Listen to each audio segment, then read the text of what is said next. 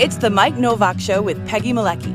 Green, gardening, and environment radio, flavored with a dash of humor. Welcome to intelligent, irreverent talk about plants and the planet they grow on.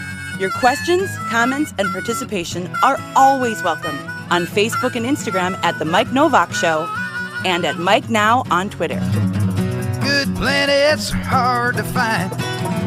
Temperate zones and tropic climes. And true currents and thriving seas. Wind blowing through breathing trees. Strong ozone and safe sunshine. Well, good planets are hard to find. Good planets are in demand. Brought to you by Bartlett Tree Experts. Every tree needs a champion. Go to bartlett.com. Jet streams, perfect air. And here they are, Peggy Malecki and Mike Nowak. Well, good planets are in demand. Right.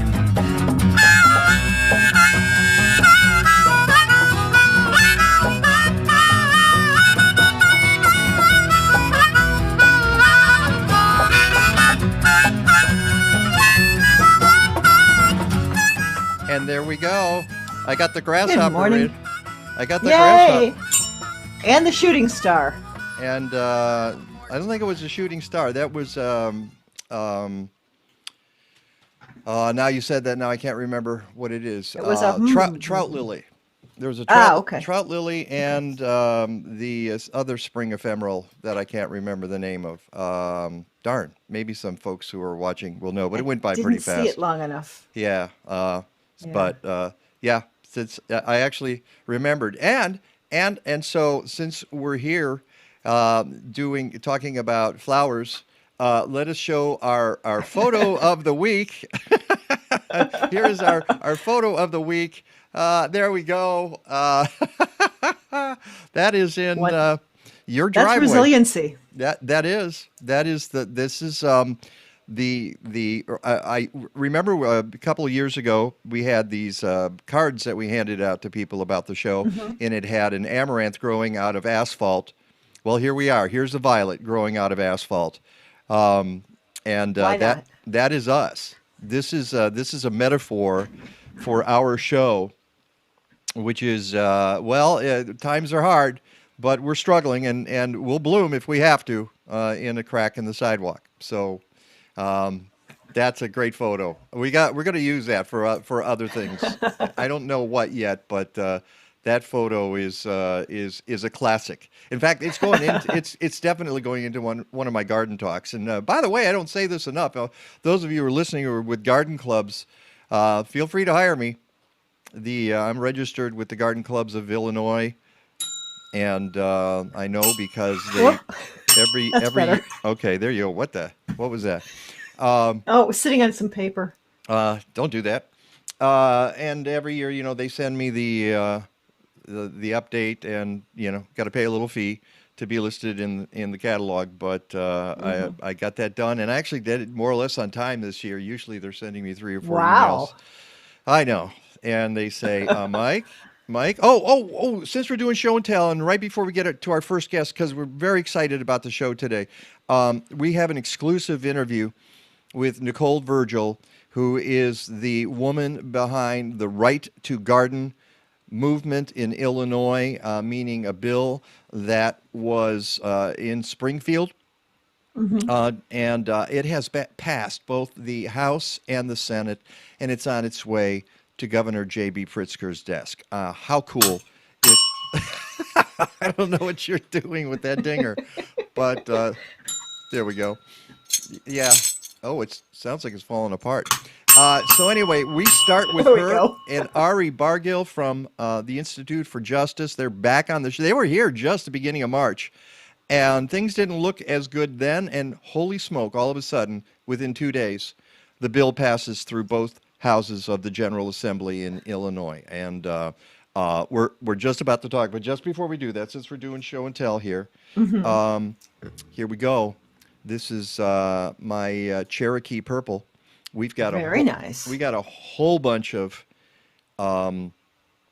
A nice root system too. I don't know if Yeah. you look at those roots, baby. Wow. Yeah, Roots, baby. yeah. And if you folks are saying, So why you did you? all ready for the salad already? With the forks in there? I'm not gonna eat this cherry. No, I'm gonna eat it only when it produces tomatoes. No, I was Uh, curious why the fork was in there. because it's see, speaking of recycling, this is a way to recycle a plastic fork. You can label it. You put the label on it, Oh, okay. Now I can see and it. I then couldn't see and the. then you stick it in the with your growing medium, and you can put it in your garden, whatever. Because we found we had a whole supply of plastic forks, and they're not biodegradable. We'll be talking about that with our second set of guests today from the Illinois Food Scrap Coalition, Brian Krumstok and Mike Benjamin. Dimucci. Why do I Benjamin keep? Why do Krumstok. I did that on Facebook? I called him Brian Benjamin. Benjamin's too many. It's got too many syllables. Benjamin. Ben. I don't think he goes by Ben. I think he goes by Benjamin. Benjamin Krumstok and Mike Dimucci, and they talk about. We'll talk about the dangers of trying to compost. Not dangers, but the problems with trying to compost these kinds of forks. But at any rate, so if you got a bunch left over, like I do, you write on them and you use them as garden markers. And wait, one more. And if you have a black fork, you got to put a little tab on there. This is our. Or you could use the silver Sharpie I gave you. If I could find it. And this is the Chinese long cucumber. And look at Nice. that! Look at that baby. It's happy. We've got a bunch of stuff growing, and so in under our happy leaf grow lights here at and a bunch of stuff, including beets and. But mostly tomatoes. I think we've got like 28 tomatoes or something. Feeding the block again. We'll be giving to all our neighbors. All right, let's get to the topic at hand today because, as I mentioned, I'm very very pleased that we can bring that woman on right there. Are you okay? Are the lights a little bright there, Nicole? I'm fine. Good morning, Mike. I know you've been chasing kids around all morning at your place, so Yeah. I apologize that I'm interrupting your Sunday breakfast to do this, but this is really, really excellent news. And you must have had a little toast of champagne or something when you found out that the bill, I mean, you kind of expected the House vote to go well, but the Senate was a little surprising, wasn't it? Actually, Mike, I have to confess to you, this might sound surprising, but Okay. I have been losing everything for so many years with this work that unbeknownst even to me, I have acclimated to losing in these situations. So Wow. when we actually won, I experienced a shock that I don't think I've experienced in my adult life because I was just so prepared to lose. So Oh, I felt just absolute bliss, surprise. I was stunned. In the case of the House, even more so because the House was the first hearing we had, and yeah. certainly we did go in strong. And Sonia Harper, our chief sponsor in the House, is phenomenal on these issues, and we knew we had her strong support. But nonetheless, I've had strong support from various institutions and individuals and elected officials before, and it just hasn't seemed to manifest in a victory. So I was prepared with my notepad to keep track of the vote and who was against us, and lobby them to try to change them for next session. I was not doing this consciously. It's just a pattern that has developed over the years. And so when I was keeping track of the roll count, when they were voting, I realized, wait a second, these numbers keep going up. We're winning. I can't. And then I think I checked out for a second because I was so stunned. And when I came back, they said, the bill had passed by Wow. an overwhelming majority. And so I was, and still a little bit continue to be experiencing profound surprise. Yeah, well, it passed the House 92 to 24. And let's bring in Ari Bargil as well, who is from the Institute for Justice, who is one of your supporters for this bill. Good morning, Ari. Good morning, Mike. Thanks for having me back. Are you kidding? It's such a pleasure to have you. I thank you for being here. I know you're kind of juggling your schedule so that you can do this. So thank you very much. So it passed the House 92 to 24, and then 2 days later it passes the Senate 52 to 4, which is it's Wow. even a stronger vote. That is just remarkable. And we should probably set the scene a little bit for those folks who are not familiar with the story. Now, Nicole's been on I got to think this is the 5th time you've been on the show. Probably. I think She's a so. regular by now. Yeah, I know.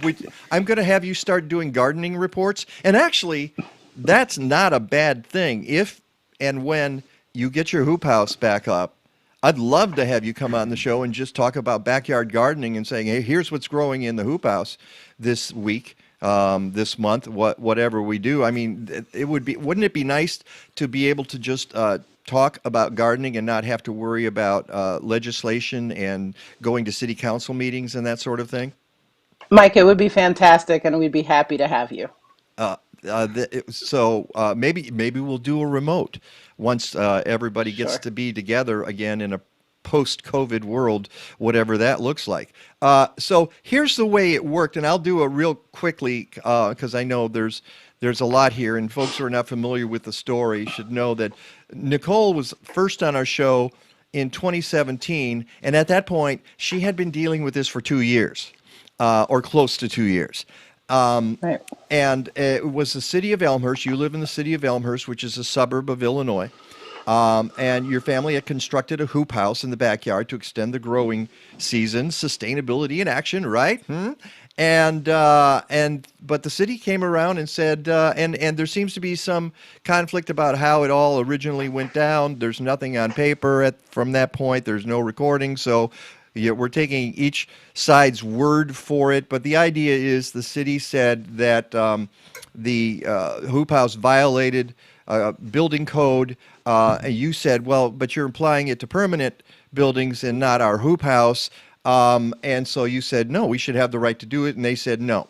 So you started going to different kinds of meeting, 5 development planning meetings, 3 zoning and planning commission meetings. And there was a lot of back and forth, and some of it wasn't friendly. A lot of it wasn't friendly, as a matter of fact. And you got frustrated after several years, and so you said, okay, let's go to the General Assembly and see if we can remedy it that way, because basically the city of Elmhurst, and correct me if I'm getting any of this wrong, they had dug in their heels at this point. And they didn't want to talk to you, and they weren't going to talk to you. And so you said, well, if you're not going to talk to me, I will talk to some legislators, and let's see what happens. So you go to Springfield, and you get a bill introduced, a right to garden bill introduced, so you can put a hoop house and extend your growing season and grow vegetables in Elmhurst, Illinois.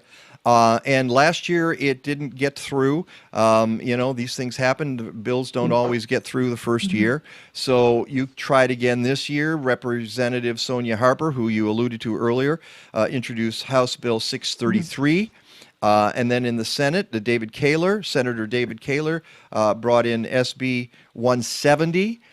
There were hearings. There were committee meetings. And we're going to show a part of a committee meeting in a little bit with Representative Sonia Harper, which is a pretty remarkable moment, and I think you'll find it interesting. And so you came back in early March to our show, and Ari, you were with us, and you guys were looking at and as again you mentioned earlier, Nicole, you had no idea that it was going to go as well as it did. In fact, after you were on the show, the House committee voted favorably, voted it out of committee, and then you said, okay, groups like the Illinois Municipal League and others they're fighting hard. I don't know how well this is going to go. Surprise, surprise! In a few weeks, it passed both houses. So, have I gotten that pretty much correct? Yes, sir. I'm doing my Rachel Maddow here. This is my Rachel Maddow thing. Well, please tell me if I've got anything right. Hey, Rachel, you got a whole staff doing this for you, so you better get it right. This is me doing this one. But good. So I'm glad that's the story. So, Ari, let's go to you. because you're one. Oh, and before I forget, it wasn't just you. There were other groups involved, like the Illinois Environmental Council, the Illinois Stewardship Alliance, DuPage County NAACP, Sustain DuPage, and of course you had a lot of gardeners across the state who were supporting you, including me, including this show. And Ari, given how it went, were you surprised? I think I was a little less surprised than Nicole was because, we sort of arrived to this issue a little bit later. And, Nicole, as she mentioned, had some difficulty in getting the bill out of committee. And I think that's where a little bit more institutional oomph might have helped push things along. But at the same time, all of those past experiences from Nicole were not for naught. As you mentioned a moment ago, Nicole has raised an army of supporters, and so that really isn't too much of an overstatement. And so it was easy for a group like us to come in and sort of harness a lot of the infrastructure and relationships that Nicole had built, and to just give it a little bit more of a push, to simplify the bill a little bit, to use some of our institutional expertise to understand how these things work and where legislators can get caught up, and the types of things that cause bills to stall. And we, I think just help streamline things a little bit, and then we're able to get a little bit more leverage behind it using the very, very valuable connections and network that Nicole had already developed over the last few years.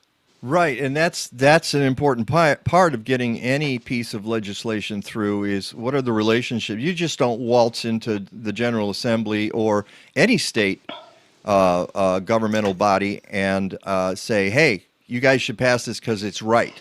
Well, often there are things that are right and just that nobody knows about. So you have to work those relationships. So, Nicole, it's obviously something you did. Yeah, from the very beginning, when we were told, even at the local level, it seemed clear to me that I would not be able to convince anybody by myself, that we needed to have a consortium of people. So immediately I went to local groups like Citizens Advocacy Center. They help you figure out how to navigate local government issues and talking to neighbors. And we had someone volunteer to do video recordings of different meetings and put together sort of a grassroots documentary, which we held. So over the years, we've done all kinds of things, and all of it has added up. I have to say, it was a bit seat of my pants not having done this before, but yeah, it all adds up. That's a really good point, Ari. I want to address you on that because I'm sure in your work with the Institute for Justice, you work with a lot of folks like Nicole. I don't know how to go to the state legislature. What do I do? How do I possibly start this? And those people learn, don't they? And suddenly they've become experts, at least in the area of their particular concern. That's absolutely right. I mean, I will say this: Nicole is still nevertheless unique in her capacity to understand things quickly and to figure out how to get things done. She is one of the most fantastic change makers I've ever been around.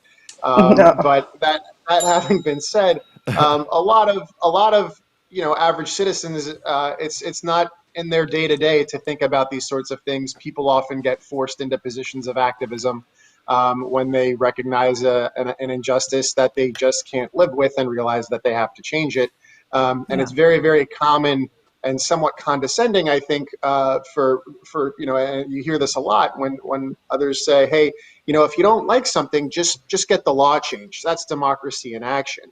And there's a kernel of truth to that, I guess. But what people are taking for granted is how tremendously difficult it is to actually accomplish anything, even at the local level, and how deeply entrenched some of the interests are that you have to fight against in order to accomplish some of your goals. So that's where an organization... Interests we don't even know are there in many cases. Right, right, but then when you find out that they're there, sometimes it's not surprising because that can explain why some of the systems are so broken. It's because, well, they're actually working for some people, um, Yeah. Well, and and that's where. the other thing I would say is they're lobbyists. They've been there for years. They have cultivated all these relationships in a way They're that getting paid to do it. right, and Nicole is doing this in her spare time. She's passionate about an issue, but she's got to take time to go to Springfield and talk to people or get on the Zoom in this day and age and do that, or on the phone.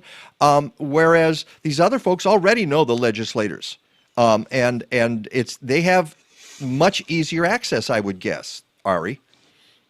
They certainly do, and it's a problem that we have to deal with, and it's why my organization is in fact primarily a litigation shop, because it in many instances is more impactful, and oddly sometimes less demanding in terms of time and relationship to file a lawsuit. In Nicole's case, to file a lawsuit that would say something like, "Look, I just have a constitutional right to grow my own food on my own property, and you can't tell me that I can't." We didn't do that here, but we have done that in other places. And the goal is to just get the laws changed that way, because the problem with legislation is that it can always be changed again. But a decision on a constitutional issue is almost everlasting, and that's typically what my law firm targets. But nevertheless, we were aware of Nicole, and we saw this as an opportunity to change something at the legislative level, and there's certainly value in that as well. Yes, Peggy. So I have a question then on next steps. So when a bill like this goes through, and it's presumably on its way to Governor Pritzker's desk now to be signed sometime in the near future, how long does it take for this to actually be enacted, for communities to adopt it, for it to have a difference, say, in your hoop house? Are you asking me, or is that to Ari? Or either of you. Yeah. What's the next step at this point? Presumably Governor Pritzker signs it. Can you put the hoop house up next week? Well, Is I this a understand. longer process? I understand that even before Governor Pritzker signs it, there's some administrative things that have to be done, right? Some crossing T's and dotting I's, and then it goes.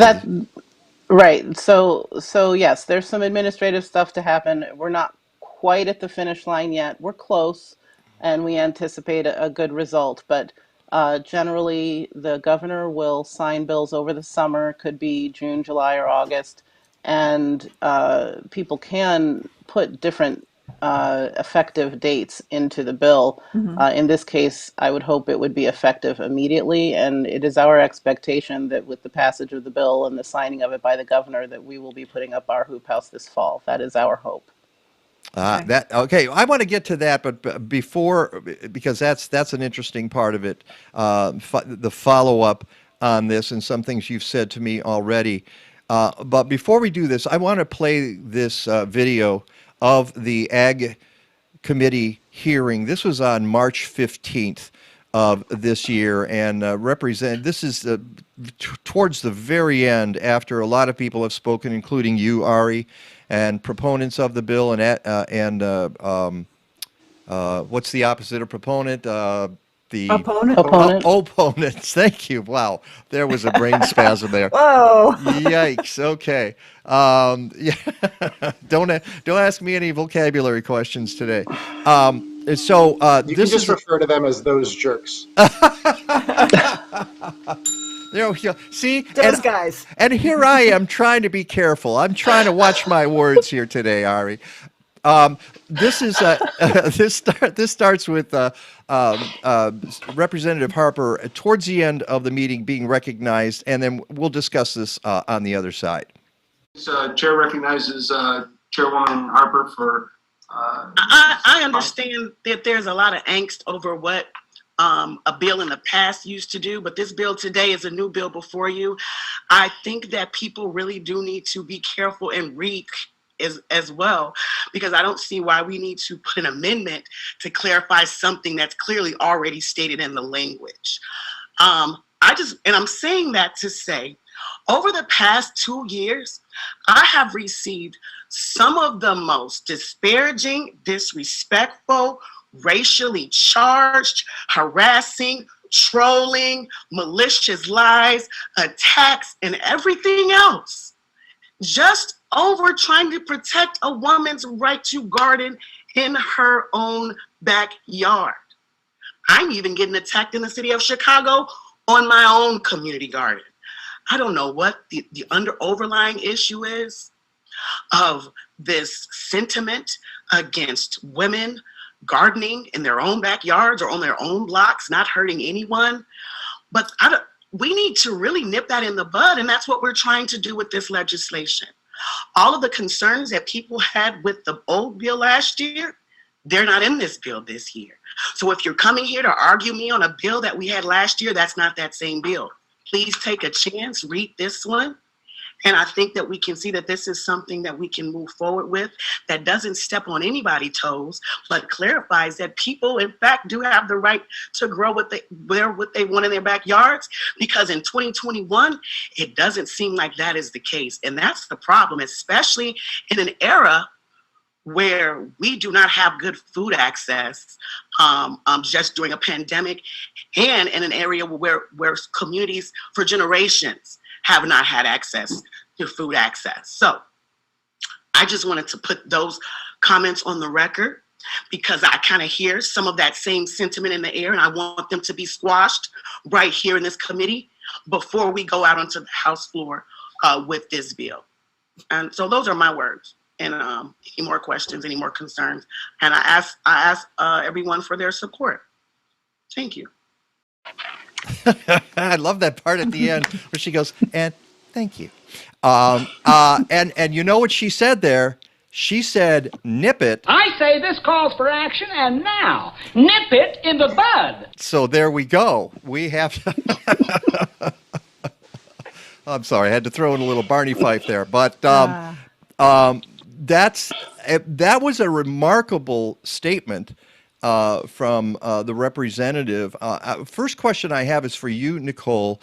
Have you gotten any of that kind of hate mail and disparaging mail? Yeah, there's been a variety of comments over the years. Some people in the community have said that I wanted to turn Elmhurst into I think the term was Tijuana junkyard. Some people have told me that, this is not a farming community, and we've been blessed with a Whole Foods, which is about a mile from my house, so I don't need to grow food, and a variety of other things. So. Well, yeah, well, we got a Whole Foods. Yeah. Hey, end of story. Let's move on here. Yikes! Yeah. Wow, that's pretty amazing. So, we've alluded to this various times you've been on the show, and again, I'm not going to hammer this home, but there's a class aspect, classist, I guess you would call it. Ari, you mentioned that the other day, aspect to this, because as you mentioned before, Nicole, other people have those kinds of structures in their yards, not exactly hoop houses, but they are structures that are similar in size, and yet they're allowed to get away with it, and you're not. So, Ari, perhaps you want to address that issue. Yeah, I'd absolutely like to. I think you touched on it. I think the right word is classism, and it's kind of the pervading problem when it comes to freeing people and securing the ability to grow your own food on your own property, especially in communities that are a little bit more well-to-do, like Elmhurst. There is, and it's funny that Nicole mentioned that somebody sent her something that explicitly mentioned Whole Foods, because I've often said that the attitude in some of these neighborhoods and communities is like, oh yes, organic whole food is very important, and you should go to Whole Foods to get it rather than growing it on your own property, like the rest of a normal person, and go to Whole Foods. And that's what we frequently have to fight against. And it's folks who tend to live in those types of communities and neighborhoods who fight back most vociferously against those who want to grow food on their own property. Mm-hmm. because of this association that for some reason they make in their minds between growing food and sort of a cheap appearance on a property that that's what poor people do, is grow their own food, and rich people and upper middle class folks go to Whole Foods, and that's just not kind of really the what a free society looks like, and it's not what a healthy and environmentally conscious society looks like either. Yeah, I have several remarks about that, and Peggy, you probably have a few yourself. What I will say is everybody grows food now. We tell that you get your food at Whole Foods. Tell that to the 20 million new gardeners who started in 2020 because they were terrified that they wouldn't have fresh food because of the pandemic. Now, obviously, we've gotten through a lot of that, but a lot of those people are going to continue to grow food in their backyard. I grow food in my backyard, and if you want to call me white trash, go for it. Okay, that's one of the things going on here. It's an arcane viewpoint. It's there people who are not, it's like it's a preset notion. And Yeah, it's like how do you get people past that? Yeah, I think you meant archaic viewpoint. Archaic. Yeah, Sorry, archaic. That's Yes, okay. archaic. I couldn't get the word opponent You couldn't out. come up with opponent before. Yeah, so yes. there you go. It's catching. Careful, Nicole and Ari. Yeah, I know. You don't want to get too close to me. By the way, this is the Mike Nowak Show with Peggy Malecki. We're talking Nicole Virgil from Right to Garden and Ari Bargil from Institute for Justice. Usually we break about this time. We're going to take a few more minutes before we break and bring in our next guest because I want to get through all of this. So you say you hope if the bill is signed by the governor, and there's no indication, I assume, that the governor will not sign it, is there? No, we expect it to move forward in a positive fashion. I mean, because if he doesn't, he's dead to me. Okay, I'm just telling you. He's just he can move on to another state or find something else to do because he's dead to me. I expect him to sign it as well. So you say you're going to put up a hoop house, but you've also told me off air that the city of Elmhurst is still got their heels dug in and they're going to challenge that if you put it back up. How could they possibly challenge it since it has now been codified in Illinois state legislation? Well, I'm not sure the approach they would take, but there's currently an ordinance in the pipeline at the local level to regulate seasonal membrane structures in such a way that would only allow for a very narrow usage. So you could use a seasonal membrane structure, but only if you were going to use it to provide, for example, shade and cover humans on wicker furniture with a grill, over the summer. That would be appropriate, but to cover plants during the winter would not be allowed for. That is currently in the pipeline, and it would be superseded by the state bill, but we're not sure if the city will let it go or if they'll try to push it. So it sounds like city of Elmhurst, they want to go to court on this. It sounds like they're just revving up their case. Ari, what would Nicole be protected in this case by the new law? I certainly think so, and that was the understanding of everybody who voted for it as well. I mean, we didn't cover all of the committee meeting in the clip that we watched before, which I hadn't seen since I was in that meeting, and it was just as fantastic as I remember. But there were questions about that, and I don't know if the city's of Elmhurst position would be that, hey, this bill doesn't say anything specific about hoop houses, and so we can continue to impair people's constitutional rights and now legislatively secured rights. But if that's their stance, we'd have to deal with that later on to see exactly what the basis for that position is. But the whole point of the bill is not to secure any special privileges for anybody who wants to grow food, but rather to make sure that anybody who wants to grow food is treated the same way as anybody else who's growing something different or who has a different type of structure.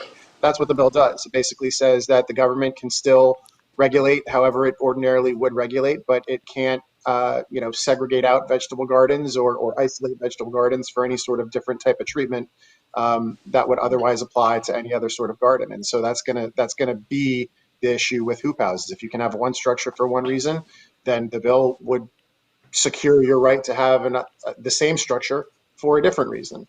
So, Ari, are you prepared to jump back in if City of Elmhurst starts messing with Nicole? No options are off the table, Mike.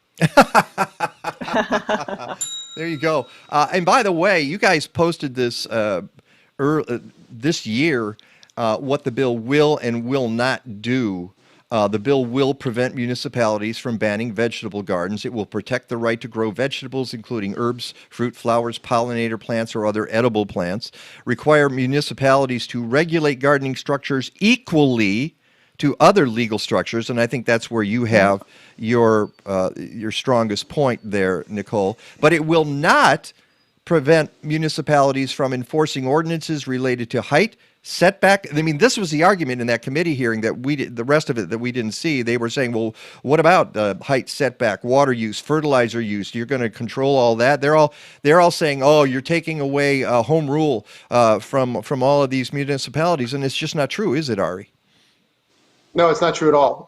It was kind of a trumped up argument that they had to make in order to, I guess, advocate for their constituents. But I think the reason why the bill passed is that in the text of the bill itself, we expressly say, here are all the powers that the government still retains. The only thing that you cannot do going forward is treat vegetable gardens differently than you would treat any other sort of garden. And so if you're going to have a limitation on how high a plant can be because you want to make sure first responders can see house numbers or something like that, that's fine, as long as it applies evenly to all different types of vegetation, edible and not edible, ornamental and otherwise. And that's all we're securing, is just equal rights for vegetables. Right. And I look at whoops. That's a T-shirt. Yeah. I look at what the city of Elmhurst might be planning to do, and it smacks really of what Republicans all over the country are doing. And I'm not saying they're all Republicans, but maybe they are, regarding voting rights, which is, these people won. We're going to move the goalposts a little bit here so that we can get what we want. Rather than be fair to everybody. And that sounds like what is happening in the city of Elmhurst right now. And I guess we'll see what happens. All right, there is one thing. I have this thing in my head. We need a song for this. We need a movement song, and it starts something like, here's the story of the Virgil family who were trying to grow some veggies in their yard. And I don't know where it goes from there, but sorry about that. Have I missed anything here? Give peas a chance has been thrown around as well. What has been, Ari? Give peas a chance. All we are saying. Envision world peas, yeah. Yeah, envision world peas, right. And, okay. But you got to grow them at the right time of the year. So let us suppose. I don't think I have the rim shot available here to do that. Okay, right. Anything else here before we let you guys go? Thanks for having us. Well, I'm just so thrilled that we were able to have this interview. It's such an important issue. Congratulations on the win, the victory in the Illinois General Assembly. I'm hoping it works out. And something else is that this is the second state in the union to do something like this, after Florida, oddly enough. And Ari, you've mentioned that you see this possibly spreading to other states. Well, I certainly like to see that happen. It takes a tremendous amount of work, having been involved in both of those efforts. It does take a tremendous amount of work. Oddly enough, this shouldn't be that hard, but nevertheless it is. But it would be something that I'd like to see. Yeah, it would be something that I'd like to see gain some momentum, and hopefully, rather than hopefully people will become aware of it, and legislators will take it up as their own cause, instead of folks like Nicole or I having to head into state capitals and saying, hey, here's a good thing that you shouldn't have to do, but do need to do. Oh, I mean, yeah. Wouldn't it be a great thing if we could say, yeah, it's okay to grow vegetables in your own backyard? I mean, what have we come down to here? Yard. Or front yard. Well, see, in the front yard's a whole nother thing, isn't it? Yeah. what I most look forward to actually is a time where this type of legislation just isn't necessary, because we all have an understanding of what our rights are in a free society, and we won't have to create legislation to reaffirm what ought to be something that we all already know, which is that this is America and you can grow your own food. We'll leave it at that. I was going to say something about, it's getting harder and harder to understand what your rights are in a free society in this country. But thank you for your work, Ari Bargil from the Institute for Justice. Nicole Virgil, you're going to be back. I know you're going to be back on the show. Something else is going to happen here, and we're going to have to bring you back. So just gird your loins and prepare for whatever for the next step. Or the next time she's on, we're looking at all the beautiful raised beds in her yard. That's right. We're doing a tour of the yard, and that's what I'm hoping. Okay. Nicole and Ari, thank you so much. You guys have a great Sunday, and congratulations. Thanks, guys. All right. When we come back, right in line with this topic, we're talking compost. Okay? So you might want to stick around. It's the Mike Nowak Show with Peggy Malecki, and we'll be right back. Whether you're a farmer or a backyard gardener, assist your soil in providing key nutrients to your plants with Spectrum Soil Inoculum from Tineo Biologicals. The beneficial microorganisms in Spectrum break down and release vital nutrients and make them more accessible to your plants. Spectrum works with nature to decompose organic matter into humus, building richer, healthier soil. Spectrum is approved for use on certified organic crops and is OMRI listed. Get Spectrum at blazing-star.com. 70% of the Earth is covered with water, but only 2.5% of that water can be used. On average, every household uses 350 gallons of water per day. The demand for fresh water is increasing by 64 billion cubic meters a year. Annually, the average household uses 127,400 gallons of water per year. 782,250 billions of liters of water have been consumed this year alone, and this number continues to grow. Help the environment, conserve water.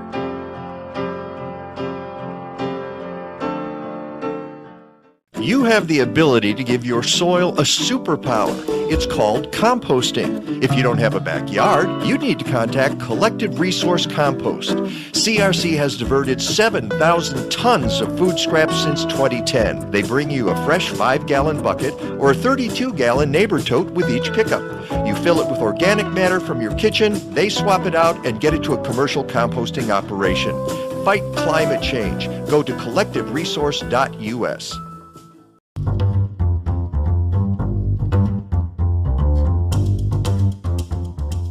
Today's world moves at dizzying speeds. We're used to getting food when we want it and how we want it. But at Sitka Salmon Shares, we think waiting can be a good thing. That's because we're a community-supported fishery. We wait for our smallboat fishermen to catch our fish using low-impact gear before we blast freeze it and ship it directly to you. Just like the fruits and veggies at your farmer's market or local CSA, wild-caught fish are harvested seasonally, which ensures the best taste. Sadly, the industrial seafood supply chain often takes fish around the world before it lands on your plate. And most fish from grocery stores and internet seafood providers can be frozen for well over a year. That fish waits for you instead of you waiting for it. It certainly doesn't taste as good, and that's a fact. It's also not as good for our planet. That's why we wait.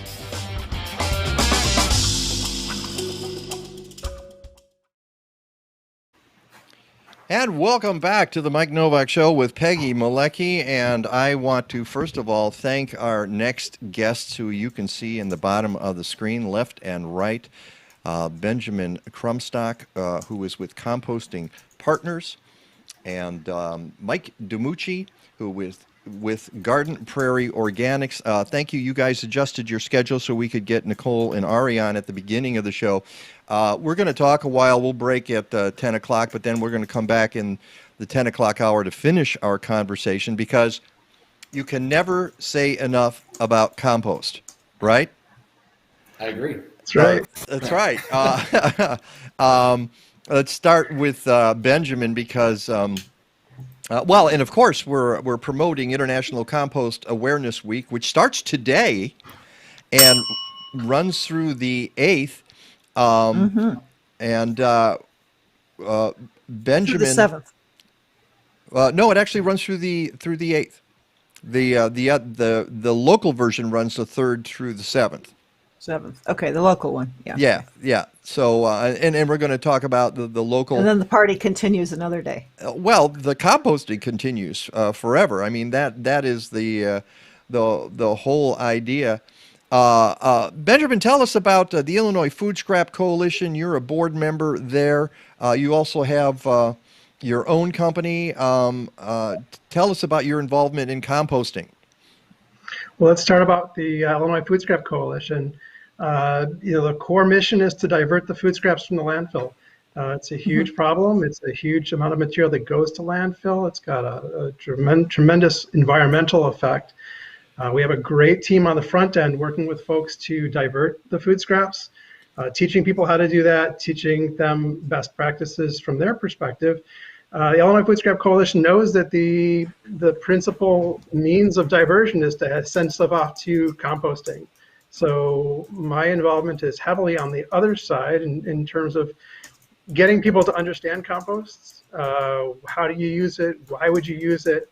And interacting with the composters themselves, guys like Mike, to help connect the diverters with the realities of what does it look like at a composting site, a commercial composting site? What are the challenges? What can we do on the front end as we divert the food scraps, as we divert all organics, our landscape waste, to make the operation at their site better, possible, to do things safer, cleaner, and then ultimately to turn out a better product that you want to incorporate into your soil. So that's the group. It's a great multi-stakeholder organization.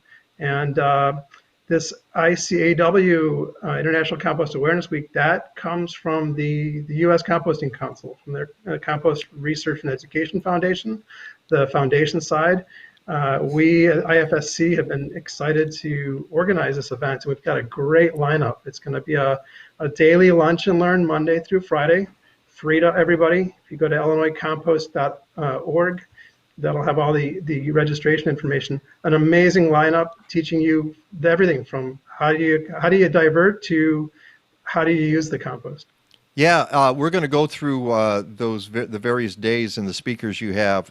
We'll make sure that we get that information out. But all the links, by the way, for this are at my website, mikenovak.net. Go to the blog, and you'll see everything you need to know, including how to register for the International Compost Awareness Week and for the virtual lunch and learn programs. That's what they're calling them. They're each day from May 3rd to 7th. So starting tomorrow and through the 7th, which is Friday, you will be having these seminars and just amazing people you've got there. Just great people.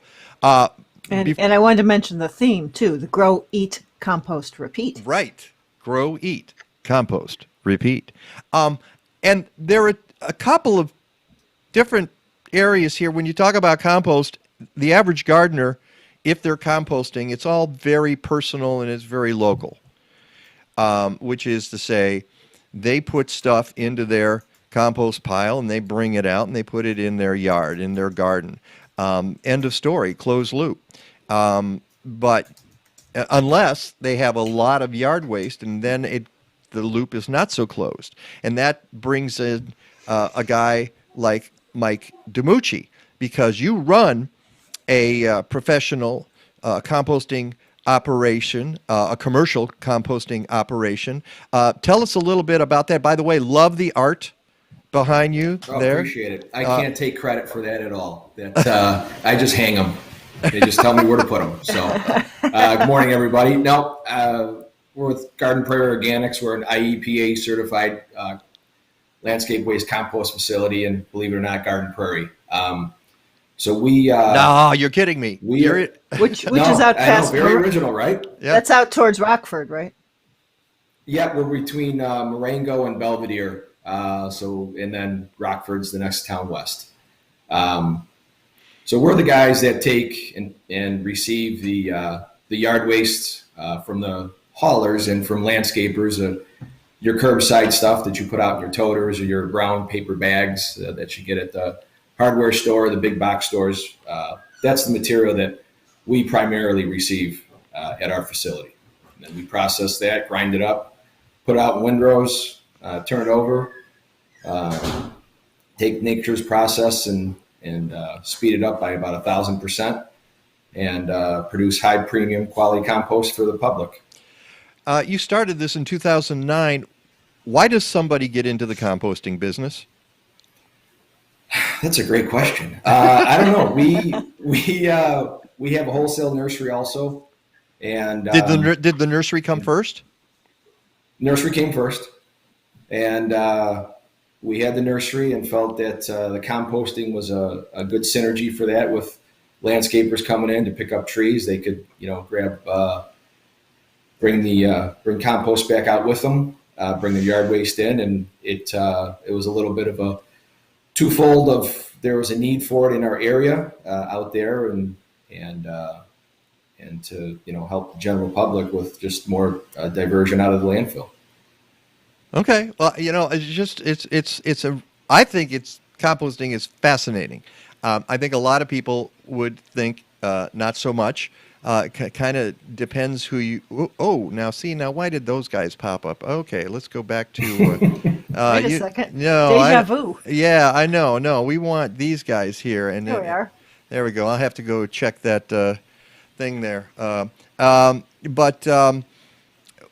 When it's interesting. Do you think, Benjamin, that and you're a youngster, Hey, Mike, you blipped a little bit there. You froze slightly. Could you repeat? You're kind of a youngster, Benjamin.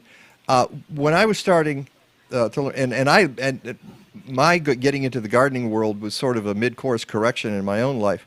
But when I started, it was almost as if compost was an afterthought. It's like, okay, we got NPK, and you can fertilize, and here's these amazing ways that you can grow. The science is all behind it. But it seemed like the fringe people were the ones, and by the way, there's this thing called compost that you can use. But as you study these things and get more and more into it, you realize compost is the deal. It's the real deal. Do you think there's a swing towards that? I think that's our job. I think that, unfortunately, when people think of compost, if they think of compost, they're actually more likely to misunderstand and think of mulch, and they're completely different products. Yeah. So it's our job to teach people it's an amazing product and it's a real product. So yeah, the science of it is fascinating. The science of composting is fascinating, but more importantly, it's the science of soil science. It's how you use it and the magic and how you can restore natural cycles that we've disrupted. I mean, it's not new science that we're creating. It's not new practice we're creating. We're asking people to let the microbiome do the job of feeding the plants. Let the microbiome do the job of keeping the pests in check, or what we consider to be pests in check. Not using these chemical fertilizers, not using these chemical herbicides and pesticides. It's a natural process that predates our contemporary, and we just need to restore it. So it's magical stuff.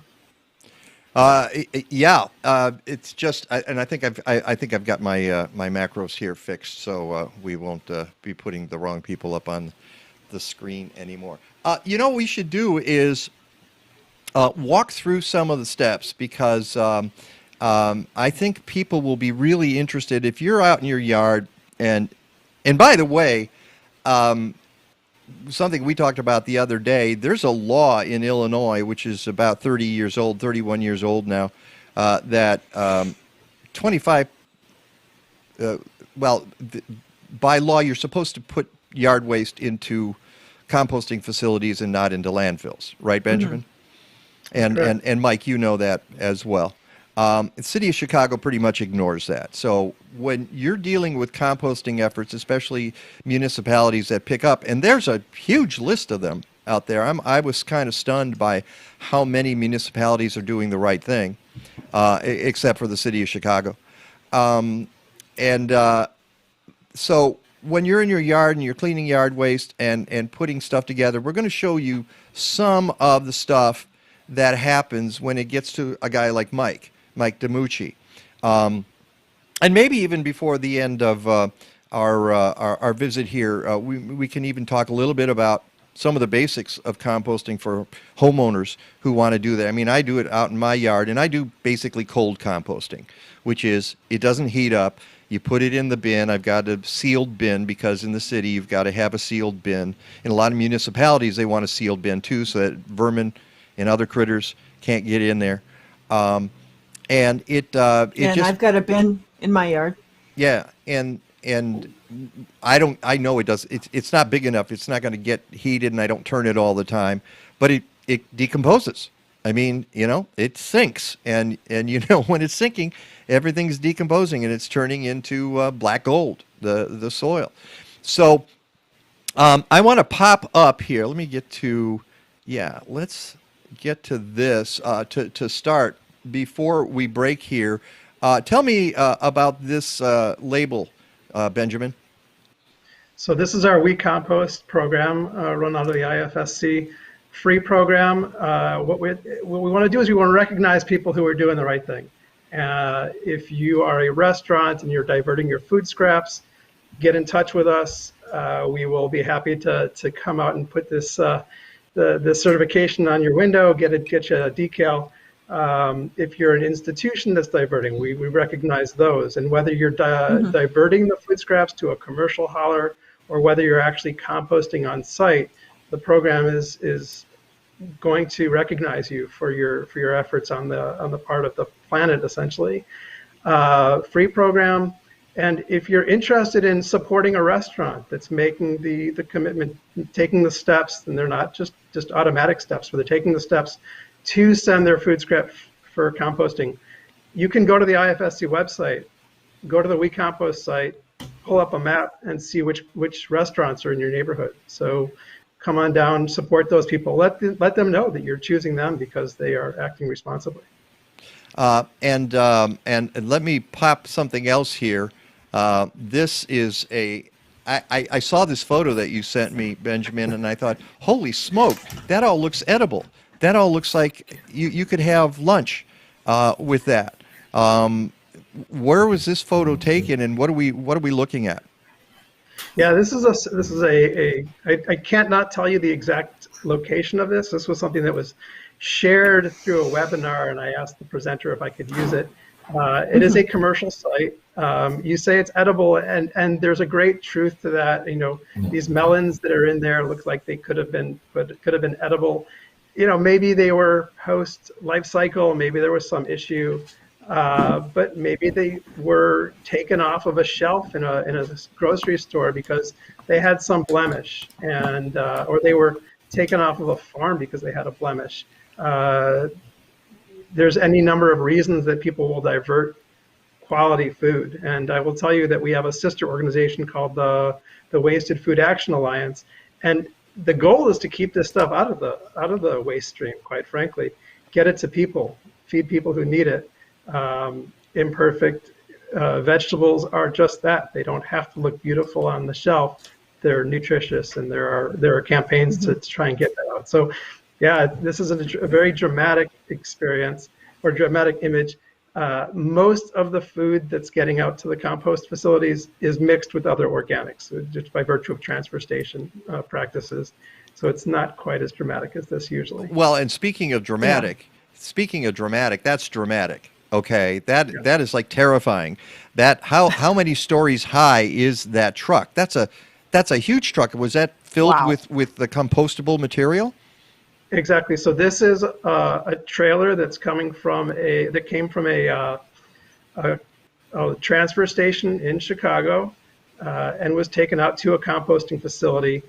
This would be a load that's mixed with landscape waste and whatever food scraps or other organics were collected by the different haulers, taken to a transfer station, and then trucked out to the compost facility.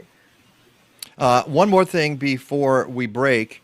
You don't see those in Chicago, but this is something you'll see in municipalities around the area. And I love that yard waste only. So yeah, mine says organics only. Well, and that's a question I want to get into when we come back from the break, which is what's the difference between organics and you say to people, hey, put some organic matter on your garden or on your lawn, and their heads explode. What's organic matter? As you mentioned earlier, Benjamin, people get confused between compost and mulch, although compost can be a mulch. Correct. So it can be a little bit confusing, but it's pretty clear here. And what we're going to show you when we come back from the break is that people don't always pay attention to that sign, yard waste only. And not only do they put things in like food scraps, which is not acceptable in that bin, but other things. And we have some amazing photographs to show you when we come back. We're not talking greasy pizza boxes either. No, we're not. And I have a rule of thumb. I have come up with a rule of thumb. I know you guys have too. We've got several rules of thumb here we talked about grow, eat, compost, repeat. When in doubt, throw it out is another one, and we'll explain what that means. But I have my own. So we're talking to Benjamim Krumstok and Mike Dimucci. It's the Mike Nowak Show with Peggy Malecki, and we will be right back.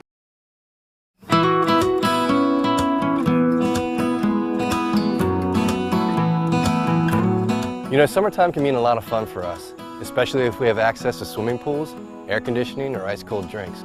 But for others, it could be a real struggle, especially if you can't take shelter or go get a glass of water because you're, well, rooted. Lack of moisture is the most common cause of stress in a landscape, one that is particularly difficult on trees that are very young or very old. It could take months or even years for a tree to fully recover from drought conditions, and that's if it recovers at all. If the leaves or needles on your tree are wilting, discolored, or perhaps even falling off, they could be affected by drought conditions. If this stress is allowed to persist, this tree could be attacked by boring insects or even fall prey to stem and root disease. Sounds awful, right? But what can be done? I mean, you can't control the weather. Not to worry, because we can provide your trees with some much needed relief. We can give you guidance on mulching and irrigation. We can monitor your trees for boring insects, bark beetles, diseases, and other common problems that typically impact stressed trees. And upon the return of favorable conditions, fertilizing and pruning can go a long way to help your trees rebound and endure drought conditions. Since 2001, DiveHeart has been revolutionizing rehabilitation using zero gravity and scuba therapy to give confidence, independence, self-esteem, and yes, freedom to children, veterans, and others with disabilities. At DiveHeart, we believe in the power of partnership because together we can do great things. Let DiveHeart help you imagine the possibilities in your life. Go to diveheart.org to learn more. Welcome to the Mike Nowak Show with Peggy Malecki. Green, gardening, and environment radio with just a soupçon of humor. Or is that a dash? Brought to you by Bartlett Tree Experts. Every tree needs a champion. Go to bartlett.com. Here they are again, Peggy Malecki and Mike Nowak. All I need is good food to eat and make me healthy, wealthy, wide awake. Lettuce, tomatoes, rutabagas. What about those sweet potatoes? All I need is good food to eat. All I need is good food to eat. All I need is good tools to make me music, porches, lawn serene. Give me all that I And welcome back to the Mike Nowak Show with Peggy Malecki, and I'm glad to see, Mike, you were smiling at that. You like the song, huh? Yeah, between that and yeah, it's funny. Okay, I just love it when people are smiling at the things we do. And by the way, we're talking compost here. We've gotten some messages in that you should know about. Sarah Batka, our friend Sarah Batka from Illinois Extension, says, if you're able to mention it in the compost segment, our next community compost collections are May 22nd in Maywood and June 26th in Park Forest, and then July 24th in Homewood. So May 22nd, June 26th, July 24th. The first is in Maywood, second is in Park Forest, and the third is in Homewood. Peggy, if you saw that, can you put that link up there? It's go.illinois.edu/compost May 22nd, but nobody will remember that. Our friend Amy Bartucci, I'm sure you guys know, Sure. is said, we don't have Park Ridge businesses on the We Compost list yet! ! So we're working. She's working on And that. Amy's with Go Green Park Ridge. So, Amy, just take them into an alley and pummel them next to a composting bin and say, hey, you got to do this. All right. So welcome back to the show. We're talking compost. I want to get into some of the rules and regs about what people should be doing and what they should not be doing. But I want to show some more photos before we do that, because some of these are just really fascinating. And I got a bunch that Mike sent me. And you're doing this every day out at your operation, Garden Prairie Organics, and we talk about yard waste. And a lot of time people put yard waste into paper bags. Let me show you an example of what some of these paper bags look like that, okay? Mike, do you want to explain what we're looking at here? That's just sometimes coming in on the hauler trucks, which is the material that is picked up by the curbside garbage companies. And we got some yard waste in there in the brown paper bags, and then we got a nice chunk of carpet, some regular garbage in that black paper or black hefty bag, and some other trash that we got to go through and get out before we send it through our grinder. We get out as much as we can. Sometimes that stuff is buried when we get in a big truck like what Benjamin or what you showed before. We don't have a tipper, but material still comes in 54-foot long trucks that pump off. And, when it's 60, 70 yards in a load, it is very difficult to try to find all the contaminants. Yeah, we're lucky enough to put it out, but there's some little things that come in that little thing, whatever, big small package, big effect type thing. And so when we you can't see like a sledgehammer head or something along those lines that's just solid metal, and that goes through our grinder that's running at 3,000 RPM. Yikes. Metal on metal does not do well. Yeah, yikes is right. The noise, sound, destruction it makes is pretty catastrophic. I'll bet you've gotten to the point, Mike, where you hear that sound and you go, "Oh no, what did we hit?" Yeah, now? What's in there now? It's an emergency stop, and we stopped doing I had in my office for a while like just a shelf, or actually it became a cabinet of shelves of the greatest hits. And finally, it was too depressing to look at. Yeah, literally. And so I threw it out or recycled it to to an iron mill because I just was sick of looking at it. But every time, this is another one. I mean, there's beer cans in there, there's garbage, there's pop cans, there's, I always find it funny that there's plenty of toys, plenty of dogs, plenty of flip-flops, never a pair, plenty of balls, and the amount of, fertilizer, compost bags, dirt bags. Ooh, that's a really good point. Yeah. It's like, so people, they got this bag of fertilizer in their garage and it's been sitting there for 10 years and they figure, oh, it's probably not good anymore. I know, I'll just toss it into the organic waste because it's not going to hurt anything, right? Well, I mean, it's not even like whole bags of fertilizer. It's just people out doing their yard waste or doing their yard, either gardening or just the weekly maintenance, and they get done with that flat of annuals that they're going to plant, and that flat goes right in. That's straight plastic, you know. Yeah, well, that should have gone in the other bin. That yard waste bin. Where's the easiest spot? Water bottles and pop bottles and everything along the line. And I got to be honest, I was guilty of that 15 years ago when I used to do my lawn or whatever, and then started getting composting. We went to a couple compost sites. We visited a fair amount.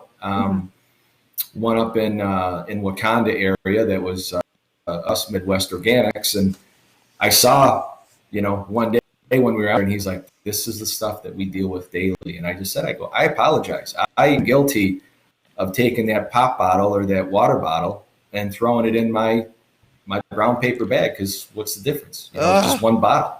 Yeah.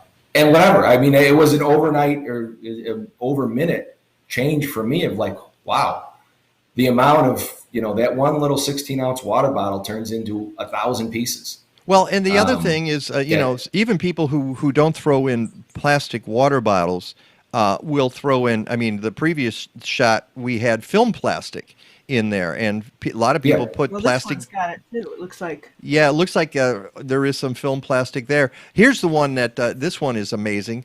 Oh, yeah, you know what? We'll just throw in some hose. That can't, the garden hose. Some hydraulic hose, yeah. Oh, is that hydraulic hose? Okay. No, it's hydraulic hose. Yeah, that's a hydraulic hose. That'll happen when, and I'm not calling them out or anything, but sometimes their hauler trucks, they get their maintenance done at night. The mechanic will just throw the back of the truck because, well, it's a garbage truck, but he's doing it to be, to try to screw up my facility. He doesn't know where that truck's going.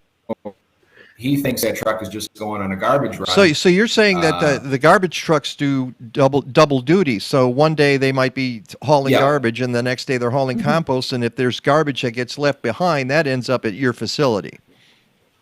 Yeah, and it may be the same day. Or sometimes guys run late and they don't get out to the landfill, and then the next day that truck goes out for yard waste first thing in the morning, and there's mistakes that happen, and everyone's not okay with it. Yeah. But it's just kind of business that we got to work through. So like that's kind of an honest mistake, but it's still an issue, and if we don't find that, that gets wrapped up in our mill, or worse, if it can get spit out, it's fine.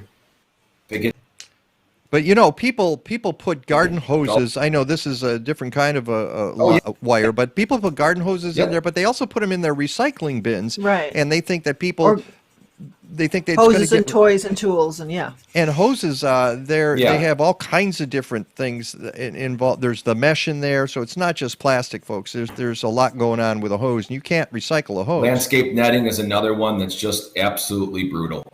Oh, yeah. And we get that mostly from more of the landscape professional we do from the homeowners, but that landscape netting is awful, and it gets through the whole pile. Yeah. And then again, that gets into the mills, and we got hundreds of bearings all over our machines, and that stuff wraps in there and cooks bearings.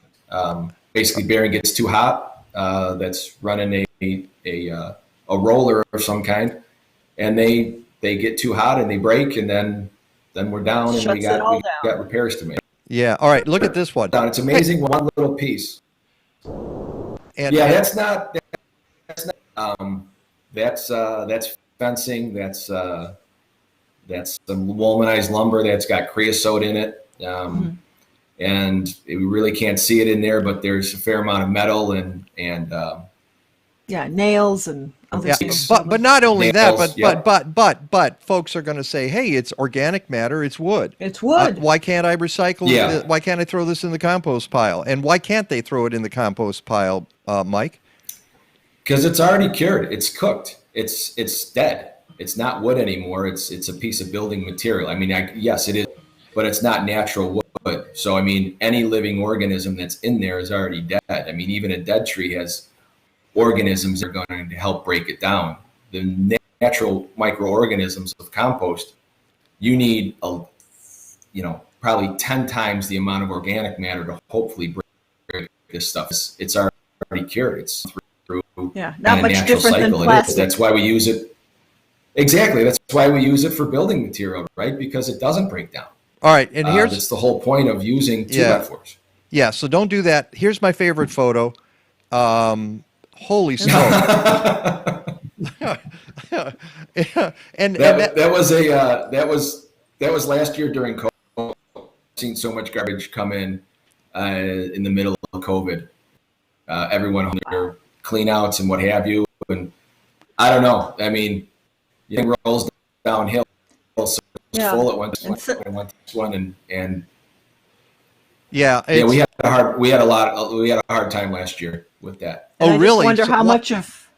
Go ahead. I was just going to say, why was this so bad during COVID? Do you think? I think just more people were home. And this is my guess. Is kind of with everything else. I mean, you said this segment, 20 million new gardeners. There's that, how many thousands of people were home more than they should be, because they were working from home and they started I got up or what have you. Yeah. I don't know. And I wonder how much of that is, in a municipality that say there's 3 bins at a home. Your garbage, your recycling, and your organics, that people aren't even paying attention. They just open a bin, throw it in. Somebody walking by opens a bin. Yeah, I mean, the recycling bin usually purposeful. has a yellow cover on it.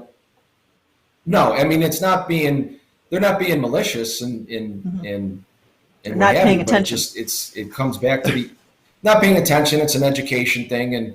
And that's kind of what me and Benjamin were talking about, and kind of came out with that PSA earlier this year of, it comes off as an angry composter, but it just kind of like it's, enough's enough. No. See, if in doubt, throw it out. This show. Yeah, I mean, if it grows, I mean, it's pretty simple, right? I mean, you showed the bin that says yard waste only, or organics only. And then, and I wish I could be the copywriter of it, but I mean, if it grows, it goes. It's pretty simple. I don't understand, it's mind-boggling why we can't get to that point. I love that. If it grows, it goes. And by the way, you've now given me the latest working title of my autobiography, The Angry Composter. Okay, thank you very much. Check me out on Instagram. But getting back to that photo that we just had, that big pile with all the stuff, and when I saw that, I went, okay, here's the rule of thumb. If you're going to throw stuff into a compost pile, if it's blue, don't throw it in there. There's nothing blue in nature that is going to look like that kind of blue. That it's the same thing with a plastic bottle, you would think. But my feeling is it's just a little rule of thumb. If it's blue or like bright red or pink, it's probably not going to go into a compost pile. Or a recycle pile, probably. Yeah. Well, and the other rule of thumb is, okay, if you wouldn't put this in your own compost pile, why are you putting in the paper bag that you're sending to a commercial operation? I mean, nobody in their right mind is going to throw a plastic bottle into their own compost pile. So use. Well, that's thinking that everyone's composting in their backyard, right? Well, but a lot of it is, a lot of it's just convenience, and so it's I got the bin here, and what's the difference? It's just going to kind of go away. And as long as it gets away from me, and this is whatever, this is the angry side, is whatever it gets away from me, it's done. Then I don't have to think about it, just roll it down the hill. They'll just separate it. We got to do a better. Right. And a lot of people don't exactly know where it's going. Yard waste has been around for 30 years. So it's the old dog in the room that, we love food waste now, and that's what we want to get out of the landfill. And I respect it and appreciate it, and I think there's a need for it. But I think we need to get the basis down first. And quite honestly, if you look at the recycling triangle, like the food triangle, if you look at the recycling triangle of food, composting is one tier above landfill. for food waste. And so, yeah, like the picture we saw there with the food, a lot of that stuff, and I know there's companies out there doing it and commend them for it, is, it's kind of, ugly food or what have you. Or the stuff, going into animal feed or what have you, where, it should get out of landfill, but it just doesn't always have to get to the composter.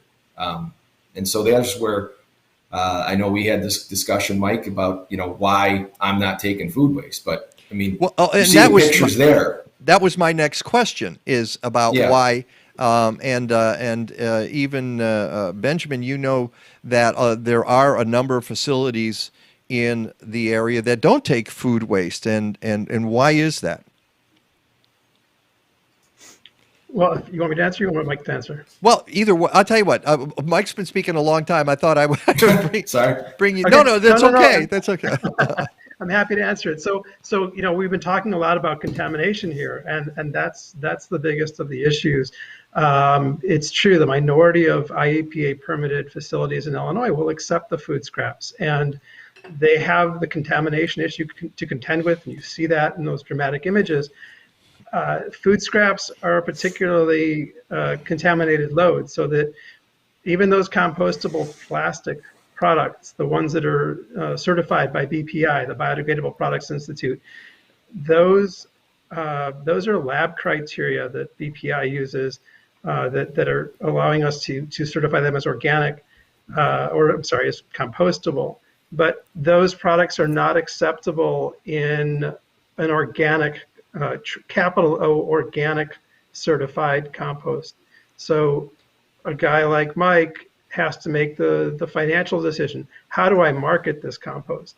What is the cost up front of having to remove those contaminants, because they are contaminants, unfortunately, on the front end, if I want to have a certified organic product. So if they're struggling to move the product in the first place, taking on the extra burden of the food scrap is a challenge for them. What we need to do, and what we're working hard to do at IFSC and me in my own right, is to get people to understand the value of compost. If they can unload all of their product from each composting facility that's doing a good job of it, and they need more organics, well then the metrics flip, and there's an incentive to take food scraps. So we're trying to push to that kind of an opportunity. Yeah, it seems to me we need to know or figure out a way to deal with our food scraps, just as we need, and we've talked on this show, we talked last week a little bit. I know you guys watched some of the video of our conversation with Dan Dinelli at North Shore Country Club, and how he's using compost and biosolids. We have to figure out what to do with biosolids as well, or in our food scraps, or we're going to be awash in all of that. I'll make one other point here, and that's that you talked about. Don't be discouraged. The people who are interested in diverting or haven't thought of diverting their food scraps, keep doing it. The haulers are figuring out where to take this material, and ultimately it'll be market forces that drive it. So if we have a large quantity of food scrap, the metrics again will shift, and maybe making that investment on a screening process will make sense for more composters. So don't be discouraged by the challenge. Rise to the challenge, keep diverting, increase the diversion. The haulers are figuring it out. And now, the Illinois Food Scrap Coalition is now the home of the Illinois chapter of the U.S. Composting Council. Working together, being a more forceful advocacy voice for the composters, we're going to try to build some best management practices that get both parties to the table and come up with a process that's ideal. And you mentioned earlier the plasticware that goes into, which contaminates, as you say, a lot of the food scraps. I don't think a lot of folks understand that plastic, even though it's often is, they say it's biodegradable, it's only under certain circumstances. If you have enough heat and if you do it commercially, if you throw a plastic biodegradable fork into your own compost pile at home, in a year, you're going to still have a fork. These are, and plates are similar products. All those products that And bags. They're not compostable bags. Compostable. Well, biodegradable and compostable are not synonymous with each other. They're two different. Explain the difference, Mike. Process. That's on the science side, and that's not really what I understand. But mostly, from what I understand or what have you, is biodegradable just breaks down faster than a normal plastic bag will. Right? If it goes into landfill, it will disappear in a few years, over hundreds of years. Compostable is mostly made with starches and more living, cornstarch or what have you, for those forks or for those compostable bags. But at the same respect, even on a commercial scale like ours, where we can get our material up to 155, 60 degrees, you need to keep it at that temperature for months at a time, and that just doesn't work. That doesn't happen. Mm-hmm. We get up, the temperature goes up, then it comes down, then we turn, and then it goes back up, and then it comes down. But I'm not interested in keeping my windrow for 180 days as the lab wants me to, or lab says that it's good for. There's my turner right there. Yeah. And so that machine will go through that windrow, and we're making compost in 90 days, getting it out to the market in 120 days after it's been curing and screened. So for me to keep a windrow, that's valuable real estate for 180 days. At the end of November into April, I'll have a windrow for 180 days. But during the season, I do not want a 180-day windrow. Okay. Get that out of there and get new material in there. So we're OMRI certified in Organic Material Review Institute for our material. We cannot accept compostable flatware plastics because they can still consider it a contaminant because it doesn't go away yet.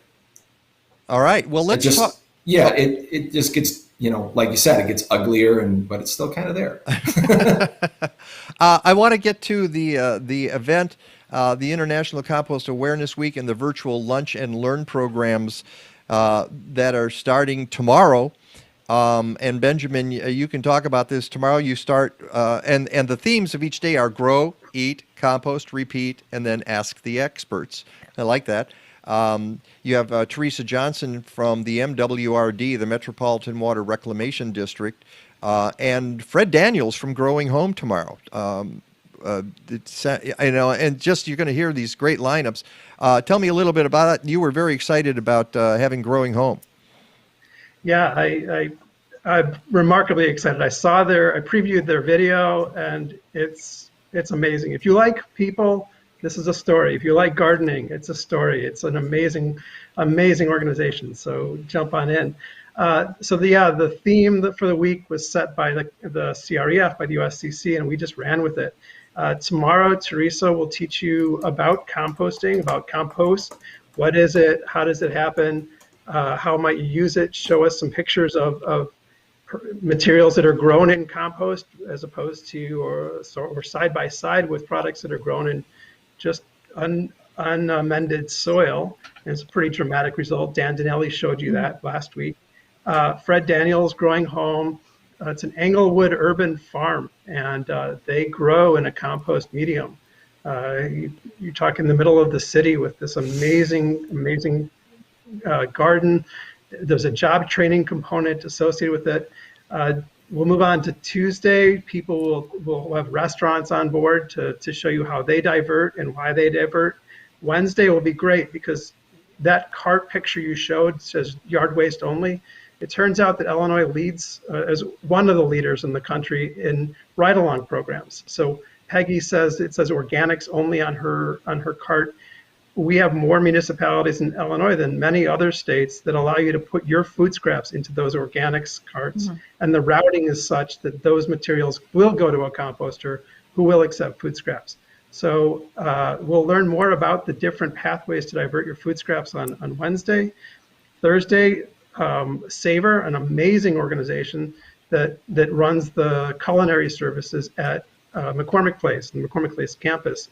They are really committed to food waste reduction and food rescue.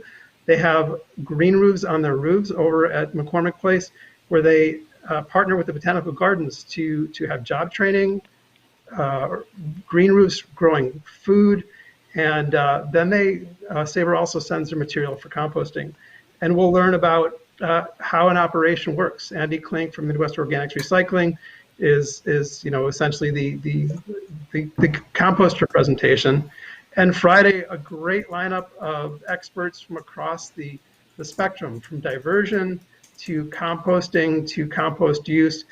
Whatever questions you come up with during the week, we're going to try to make sure we get through as much as we can on Friday, and we'll be answering the chat questions and other questions after the event. We'll be following up with people. And it's all free. All free. Which is always the great point. And the link is at my website, mikenovak.net. Go to the blog post. On Friday, I see you have the United States Composting Council represented, but you also have Earlene Howard from Collective Resource Compost. And they're a wonderful sponsor of our show. And I'm so proud of them. I mean, been doing this for 10 years. They were they were out there. They were among the first to just get out there and start collecting compost from, in buckets, 5-gallon buckets. And you can do it. And folks, if you live in an apartment, if you live in a place where you can't have a composting operation in your backyard, a composting bin, give Collective Resource a call. There are others out there now too. Since they started it, you have a whole bunch of companies that are doing this. And you can find them on the website. The IFSC site has a listing of where you can find composters or collection companies. We also have a link to help you find the compost. So where are folks like Mike and the other companies that participate in IFSC, where can you find their medium? And some of the outlets are surprising. You can go to certain grocery stores and find bagged product. You can go to nurseries and find quantities in bulk. So it's out there. And that's a good point. The Illinois Food Scrap Coalition site is a great resource for anything related to composting, and I've got the link on my page, but if you want to go there right now, it's Illinois Composts with a plural, IllinoisComposts.org. And as Benjamin said, just great information. Hey, listen, guys, we're out of time, but thank you so much. This was really fascinating stuff, at least for me. I'm not putting any plastics in my composting, and I hope folks who are doing yard waste cleanup now think twice about if it doesn't grow, don't throw it in there. What's the slogan? That's right. If it grows, it goes. Right. Otherwise, get rid of it. Put it out. When in doubt, throw it out. If it flew into the yard, don't put it in the. And if it's blue, don't put it in there. Okay. If it crinkles too, it probably shouldn't go. It's probably questionable, and then there you go. It's like use your eyes, use your ears, and do it right. Hey guys, thank you so much. And the event starts today, folks. This is International Compost Awareness Week, and I've got the link to that, and take part in it if you can. Thank you again, and we'll talk to you soon. Thanks, guys. Have a great day. Thank you for the opportunity. Our pleasure. Meteorologist Rick DiMaio coming up next. From small boat fishermen to your dinner table with safe, free, no-contact delivery, Sitka Salmon Shares brings premium wild Alaska seafood to your door. They're a community-supported fishery offering shares just like your local CSA. All fish is wild-caught in season with respect for the limits of the ocean. Line-caught and traceable to their fleet. Use promo code NOVAC25 for $25 off the first month of a share. Go to sitkasalmonshares.com/NOWAK. You can help slow climate change in 2021 by composting. And you don't even need a backyard. By composting communally in multi-unit buildings across Chicagoland, Collective Resource Compost has diverted 7,000 tons of food scrap since 2010. CRC brings you a fresh 5-gallon bucket or a 32-gallon neighbor tote with each pickup. You fill it with organic matter, they swap it out, and get it to a commercial composting operation. Fight climate change. Go to collectiveresource.us.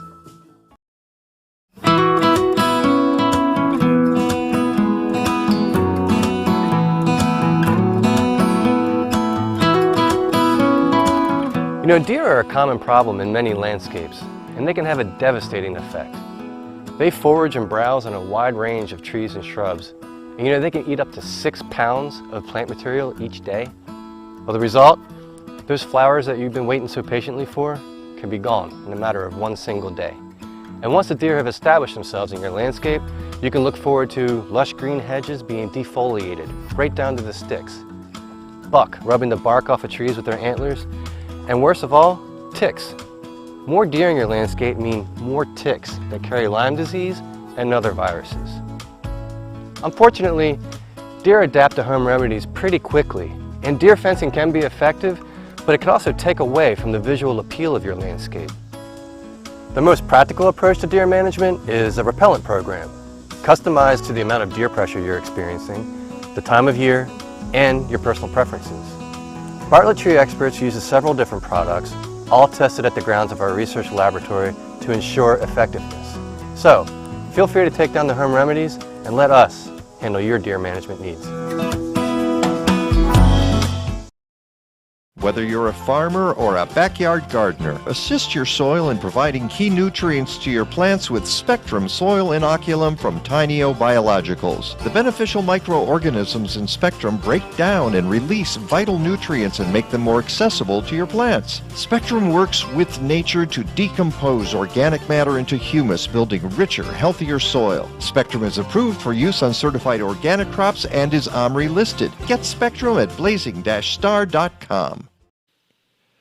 And welcome back to the Mike Nowak Show with Peggy Malecki. And look at this guy. He's got there's new digs there for meteorologist Rick DiMaio. How you doing, buddy?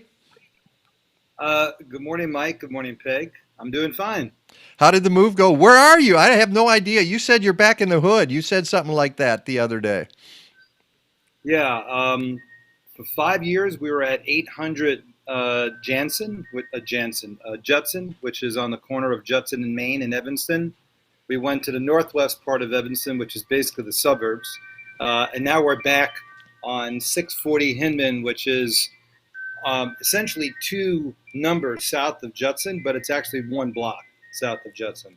So if you know Chicago Avenue, I'm right behind the Walgreens, and I'm 1 block north of South Boulevard. So. Are you trying to let all the stalkers know where you live so that they can show up on your doorstep? I'm trying to let everybody know that if you want any leftover stuff that didn't fit in my new place, you can have it. Oh, the big question is, Rick, where's the map? How's the map doing? Oh, the map is great. Yeah, we when we moved last Monday, I saw that the movers were kind of ahead of schedule, mainly because I did a lot of the moving myself. So I go, guys, you see this map? Can you hang this on the wall? I'll give you $50. Plus, I'll throw in some double cheeseburger Chicago style from Mustard's Last Stand in Evanston, which is right next to Ryan Field, if you know what that is, guys. Yeah. And they go, sure, we'll do it. Yeah, they make the best food there. So they hung the map. And everything's fine. You can actually hear my wind chimes there. See them? Yeah, it's yep, there they are up there. There you go. Yeah, I can see it. There you go. Yeah, yep. and that's because we got a fair amount of wind this morning. Oh God, the wind yesterday was amazing. And you know what was really most incredible about this warm up, Mike and Peg, was that we literally went from temperatures in the mid 30s Saturday morning to basically the low to mid 80s, and especially areas a little bit further north in southern Wisconsin, because the temperatures actually went north of us. Madison, Wisconsin hit 90 degrees. Yikes. Milwaukee hit 88. Lone Rock, Wisconsin, which is where the House on the Rock is, Dodgeville, places like that, along the Wisconsin River, hit 93. And what's really most amazing is those areas, because they cooled off so much during the overnight from Friday night into Saturday, because Friday was just really cold around here. There were some areas that literally had frost.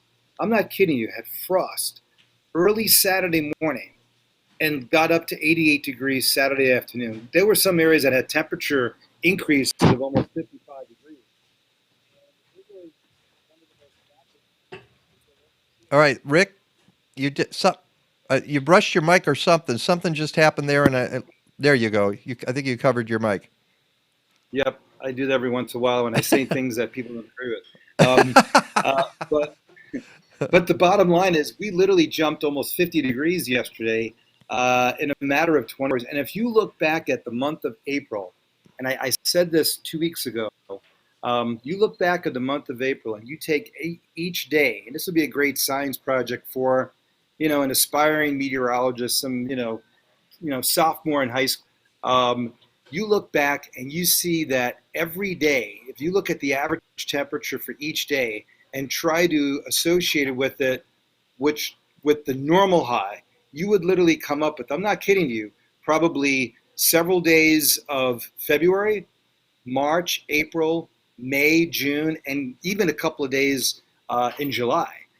That's how crazy this past month of April was.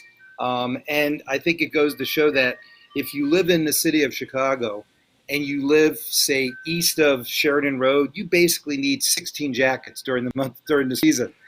You live west of 94, maybe 12. You live west of 355, maybe 8. But it's been one of the more dramatic up and down temperatures I've ever seen. We ended up 3 degrees above normal, but only 0.71 inches of rain officially at O'Hare. And the drought has now expanded. Moderate drought through all of southeast Wisconsin, northeast Illinois.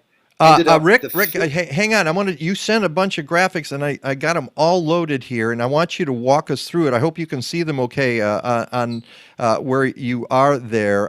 Can you see that all right? This is the first. Yeah, that's fine. This is the accumulated precipitation from April 2nd to May 1st. So this is. Go ahead. Go ahead. Oh, I was just going to say it's a little deceiving when you see this. You look, okay, yeah, we got some rain there. There, I can see the greens, the lesser rain. The blue is more rain. But then when you see the subsequent maps, then you realize what we're really looking at. So explain this. Go ahead. Yeah, so I think they probably need to change the colors on here because to me, whenever you see green, you think lush. But it's light green, so we got basically 0.5 inches, not only across southeast Wisconsin and northeast Illinois, but much of the state of Michigan as well. So this is basically about a ½ inch of rain. So if you go to the next map, you'll see that there's different ways that you could describe maps. It's either the total precipitation of what we call the departure from mean, and if you look at it, the departure from mean is almost 2.5 inches. Across northeast Illinois and southeast Wisconsin, and a large area of 1 to 2 inches in Michigan, and a huge area of minus of 3 inches across Iowa and parts of Rochester. The next map is basically just going to show you percentages. So there's different ways you can also look at percentages, which is you can do some comparative analysis between years past. So this shows that we're basically about of normal, so about 25% of normal.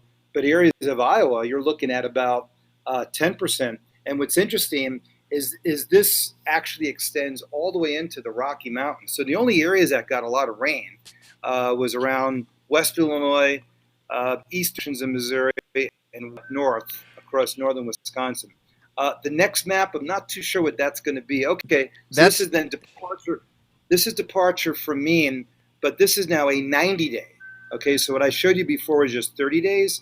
This is 90. When you look at the 90-day, look where again it's centered. It's right over Lake, Northern Cook, Eastern McHenry County, a part of southeast Wisconsin, and then also Iowa and parts of southwest Wisconsin, and much of the state of Michigan. And this is probably one of the reasons why that area warmed up just a little bit more than we did, only because the ground is warm and you're able to get that radiation from the soil back up into the atmosphere.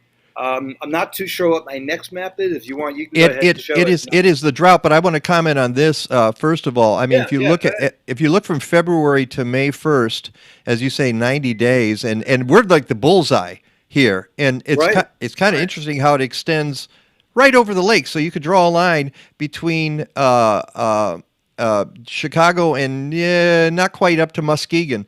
And it's interesting that swath there. But so we're looking at from February 1st to May 1st, departure from mean in our area is -3, basically, and that's 3 inches, right?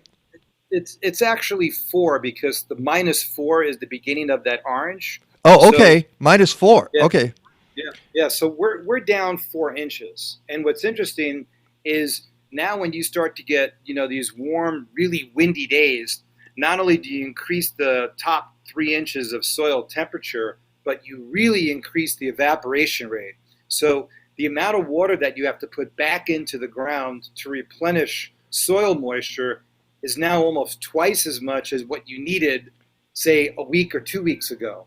So the further we get into, increased sun angle, increased temperature, increased wind, you begin to evaporate that moisture that is in the top 2, 3, maybe even 4 inches. So if anybody is doing any planning this week, I think it'd be safe to kind of either put it off, or if you're going to plan something, go down about 3 or 4 inches, or just expect to water it quite a bit, because there's really not much rain in our forecast over the next week to, I would say, 10 days. However, there is going to be a trend towards cooler weather, which means that the evaporation rate is probably going to slow down a little bit. Yeah, and okay, now I'm going to go to the next map, which is the drought map. But what I want folks to look at here who are watching this is that area that you just pointed out that goes from Iowa into lower Wisconsin and northern Illinois and through Michigan, and that swath there. Look at it when we get to the drought map for the country, and you can see that it extends, that drought sort of extends along that line, and you can see it go right into Michigan and actually east of that to upper Ohio and Pennsylvania and New York, and then into New England. So there's this weird swath of really dry area. Obviously, it looks like the west of the country is going to take over, like it's going to engulf the entire United States. But there is. Go ahead. And sometimes this begins to happen when you get into like late June, early July. And think about it. Late June, or say the middle of June, is only 5 weeks away. And we're heading into kind of a dry pattern. You could see it. The long-term forecast has this jet stream kind of like almost becoming almost zonal across the middle of the country. So it's not conducive to persistent rain. If anything, it's conducive to rain staying where it's been across the southeast. But what's really amazing, Mike and Peg, is I was following a friend of mine who used to work with that Fox. His name is Rick Ludley, and Rick just recently retired, and he's been doing this across the desert Southwest. And he came into the northern areas of Arizona around Flagstaff, and they wanted to do a certain hike, but they couldn't because there were brush fires. And even him, who is kind of like not a person who's really into weather and the environment, although he appreciates it, he posted on his Facebook page last week, he said, didn't expect this, but we're not allowed to do a certain hike near Flagstaff because of brush fires. Brush fires in April, someone explained this to me. And if you go to the next couple of pictures, if you want, you got to scroll down a little bit on the weather blog that I sent you. It actually shows that the brush fires in parts of New Mexico and Arizona are historically early. There you go. This was in New Mexico. Mike and Peg, this is scary stuff. I mean, we're talking about fires already in areas where you actually are thinking this is usually the wet season or the season where you call it the mud season, meaning that the ground is either saturated with a lot of water, you have snow melt, and this is not good news because in New Mexico, but I think the next photo, which is in the Arizona area, shows you how pervasive this drought has become. I don't have that one. Sorry, didn't get that one in loaded in. Okay, that's fine. But the bottom line is it doesn't look much different. Wildfire. But the fact that it's already in 2 states, in the South and West, is going to either be somewhat of a conducive nature to the overall dryness. Because when you start to get really dry and the ground stays really dry, whatever rain falls evaporates very quickly. And we noticed this last year for the first time is that the heat from the wildfires, particularly in Northern California, Oregon, and Washington, actually added to the heat of the atmosphere. We've never seen that before. In addition to that, we also noted that there was an increase in carbon dioxide levels to the point where it may have offset some of the decrease of people not using their cars. We actually increased it with wildfires. So we're beginning to see this trade-off that we've never seen before due to the fact that we're seeing some of these regional high-end events become more of a player in these high variability climate extreme events is, I think, the best way to categorize it.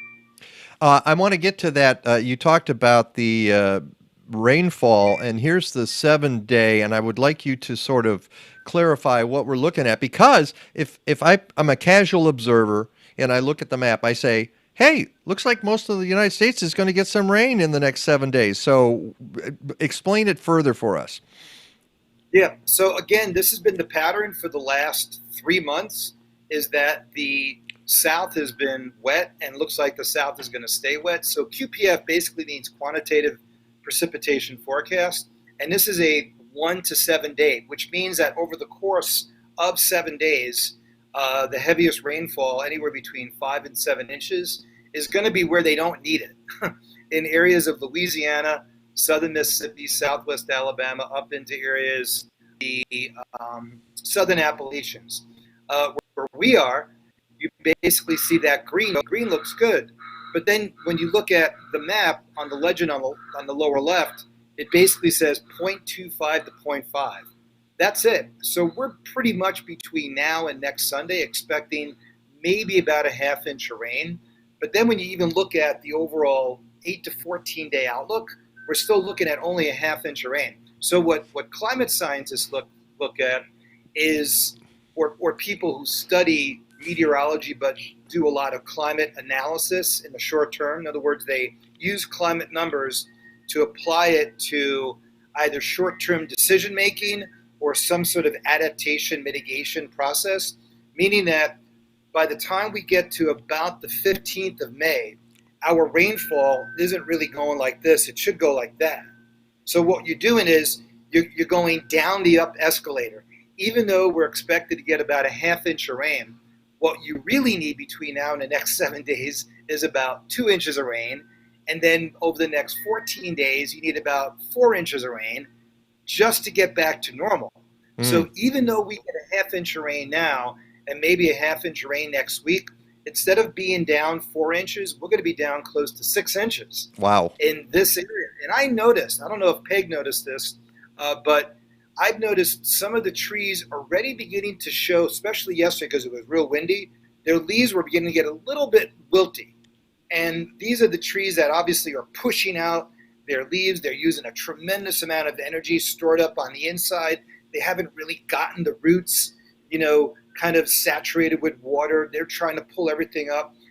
So someone who studies trees and a botanist would be able to explain this better than me. But to me, it seems like if we don't get any appreciable rain between now and the middle of May, we're going to begin to see some of the stress of the drought on trees and maybe on some things that were planted. Obviously, when people plant stuff now, the first thing they want to do is water it like crazy. So Mike and Peg, maybe you could talk about it. When people start to see things dry, they'll probably overwater, right? So maybe you can address that well, issue. maybe, no, you're making some really good points about the moisture, especially, stressing trees out. And in terms of gardens, when you get something like that going, you're going to water stuff in. It's when it starts growing later, when you want to do the deeper watering. When you're first starting it, you do a light watering more often so that the seeds can germinate. And when the root ball is smaller, it doesn't need to. It's not going to absorb as much. But then later, when the root system gets deep, like you got tomatoes, and now the root systems just spread out like crazy, and they can go dry pretty quickly. And you need consistent watering on a tomato because the fruit will be affected. You'll get blossom end rot if you have inconsistent watering. So yeah, I'm actually right at this moment, I'm concerned about all of it. The trees, definitely, because you're right. They're going to use up their reserves of water. And if you're telling me what you're saying is that the forecast doesn't look like we're going to get a change in this, it could be a really nasty summer.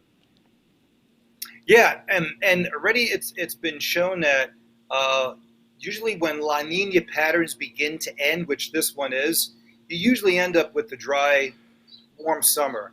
And especially when you have two in a row, and this is going to be two in a row, it's usually the second one that is worse. And what's really remarkable about it is, up to 87 degrees on Tuesday, that tied a record, and then the temperature just plummeted. I mean, it was freezing the next day. We were in the 40s around here on Friday. We made it up to 82 yesterday. We'll probably be close to about 85 today. Rain really won't get here until probably, I'd say, after maybe 9 or 10 o'clock tonight, but that's not going to be a lot. We'll get another little batch of rain on Monday, but still, I'm thinking less than probably a half inch. And then the front comes through. And then by, I would say, 7, 8, 9 o'clock Monday night, the wind turns in off the lake. And those people who are watching that live kind of like where Peg and I do, about 4 blocks off the lake, it's goodbye summer, back to fall. I mean, we are literally seriously, we're going to be in the upper 40s around here Monday night. And I would think for Tuesday and Wednesday, upper 40s along the lakefront. Lake water temperatures about 45 degrees. We were actually doing okay for a while. We were ahead of schedule as far as the lake warming up, but that has clearly taken a turn for the worse. It's gone back to being just basically cool. And I'm thinking the next time we'll have 2 days back-to-back of 80-degree weather, I would say 2.5 weeks from now. Seriously. Wow. Well, and something really important about this is that the cool weather will fake people out. They will think the plants are doing great, it's cool, they don't need the water, and yet they're still stressed because they don't have water. People equate coolness with moisture somehow. It's a strange thing.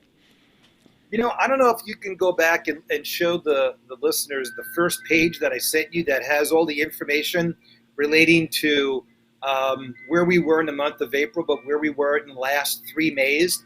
It's amazing how wet we were last May, the year before, and the year before that. I mean, we set the all-time record for rainfall for the month of May in 2018. We broke it in 2019, and we broke it again in 2020. I mean, I've never seen 3 consecutive Mays where we've had rainfall literally over 8 to 9 inches. It was like, could please someone, turn off the spigot. And if you remember last year, we got into the middle of June and then we went dry, and we went bone dry. Yeah. All the way through, literally the lawns turned brown. And the only thing I think that really saved us was the fact that we had a lot of water in the ground from all the rainfall that we had. So this has been something that we continue to see, these high degrees of variability. I don't know how the farmers are getting through. Do you plant wet resistant corn? Do you plant drought resistant corn? I don't know how they're doing it.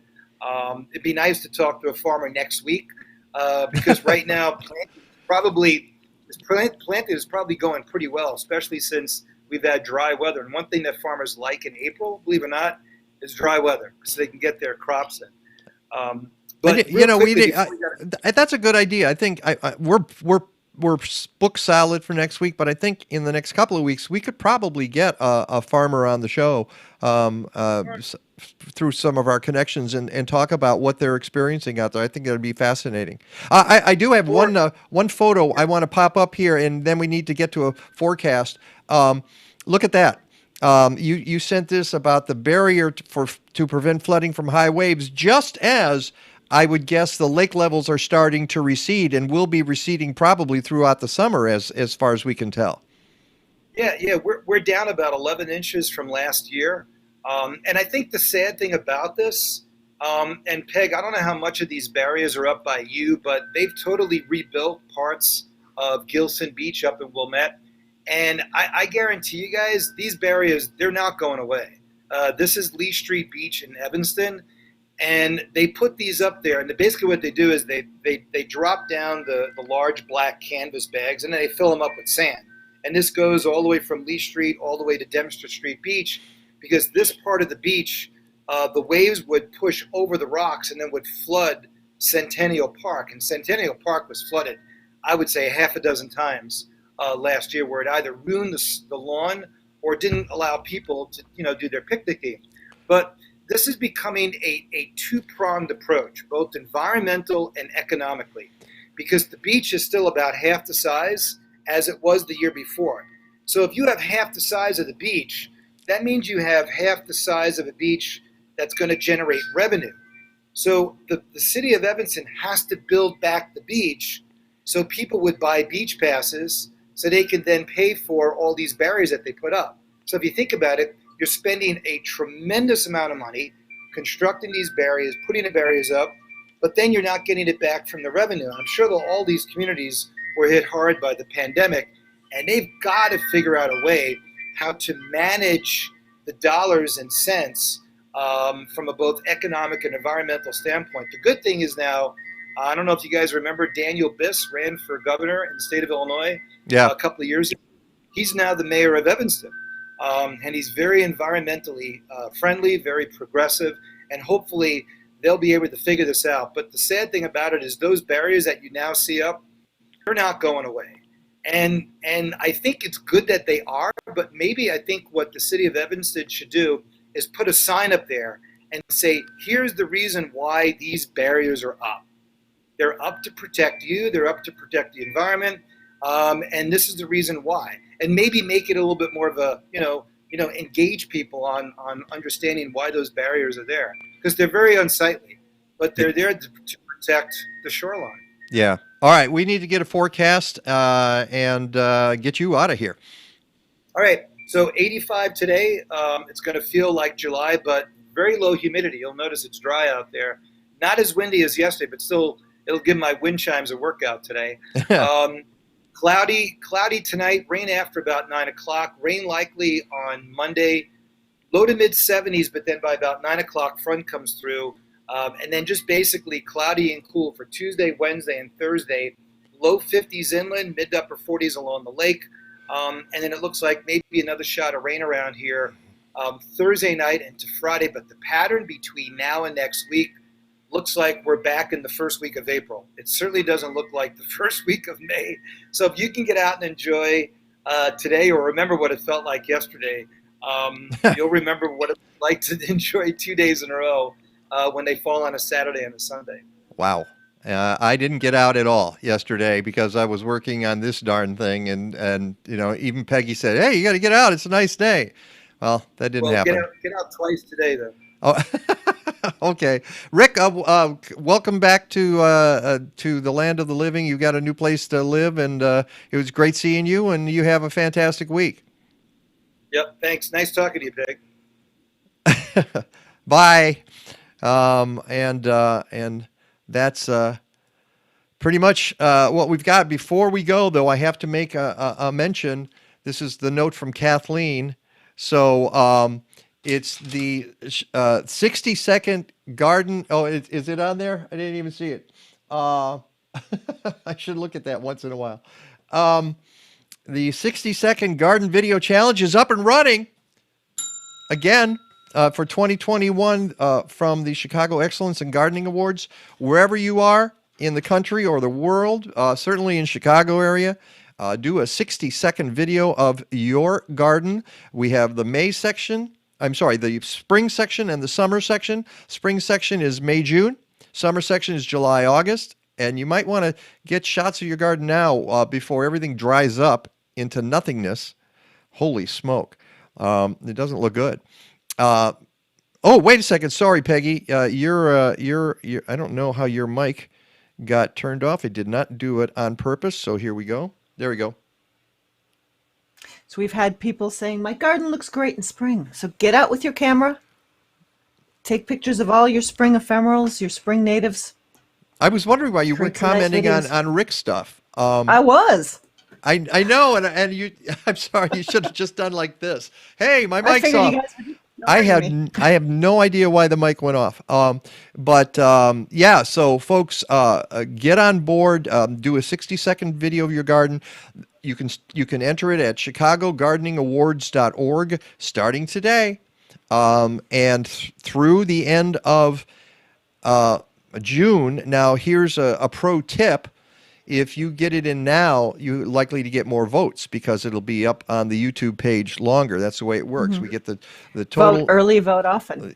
Well, unfortunately, on YouTube, you cannot vote often. You can only vote once. You can get your friends. You can. Well, and that's the idea, is just invite your friends. Say, hey, I want to win the contest and make perhaps a little bit of cash. So the spring section the 60-second garden video challenge is up. We're going to be getting some posts up today on various media sites, so you can enter it now through the end of June. Get your spring garden, or if you think your garden looks better in summer, you can wait until July and do it then. Okay, that's and you can enter both. Yeah. Absolutely. You can't enter more than once unless you have a separate garden, and then you could enter. But you can do the spring. You can do the summer. Yeah. So my apologies. And community gardens. Well, yeah, schools, community gardens, businesses. There's the residential category, and then the not commercial, but the institutional category as well. Okay, we are really running late today, so let's do it. And I apologize, Peggy. I had no idea your mic. I was sitting there going, why isn't Peggy saying anything? Usually she's commenting a lot. Of course, Rick had a lot to go through since he missed us last week. Let's thank everybody on the show. A great interview with Nicole Virgil and Ari Bargil. How cool is that? Right to Garden. And Benjamim Krumstok and Mike Dimucci from the Illinois Food Scrap Coalition.